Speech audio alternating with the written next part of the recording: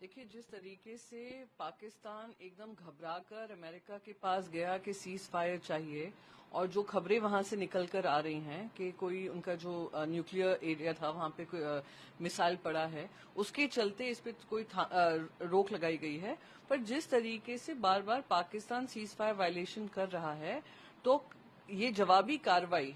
करने के लिए देश बिल्कुल तत्पर है और हमारी सेना बिल्कुल तैयार है कि इनको जवाबी कार्रवाई मिले, क्योंकि हमारी जो कार्रवाई हुई थी वो सिविलियंस को अटैक करके नहीं हुई थी, टारगेटेड थी, डेसिसिव थी और मेजर्ड थी। पर यहां पर जो कर रहे हैं कि ड्रोन्स भेज रहे हैं और लगातार सीज फायर वायलेशन कर रहे हैं, दुनिया को देखना चाहिए, वो खास करके वो देश जिन्होंने आईएमएफ का लोन इनको दिया, वो देश जो कहता है कि उनके साथ ट्रेड करेंगे, उन देशों को देखना चाहिए कि कितना पाकिस्तान की जो आर्मी है उन्होंने पूरा कब्जा जमाया हुआ है, एंड इट्स अ रोग नेशन। तो जो प्रधानमंत्री जी ने कहा है कि अगर वो इस तरीके के काम करेंगे तो हम उनको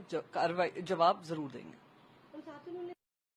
और दूसरा, आतंकवाद के साथ ट्रेड और टॉक दोनों नहीं हो पाएगा पाकिस्तान के साथ, और साथ ही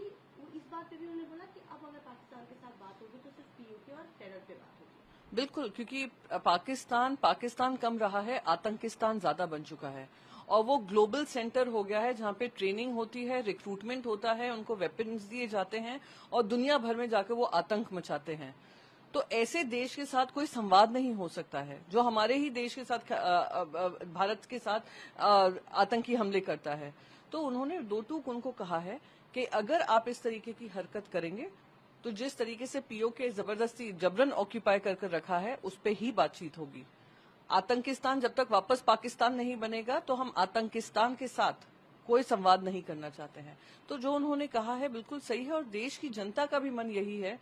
कि अब इनके साथ कोई बातचीत नहीं, अब इनके ऊपर पूरी की पूरी कार्रवाई होना लाजमी है।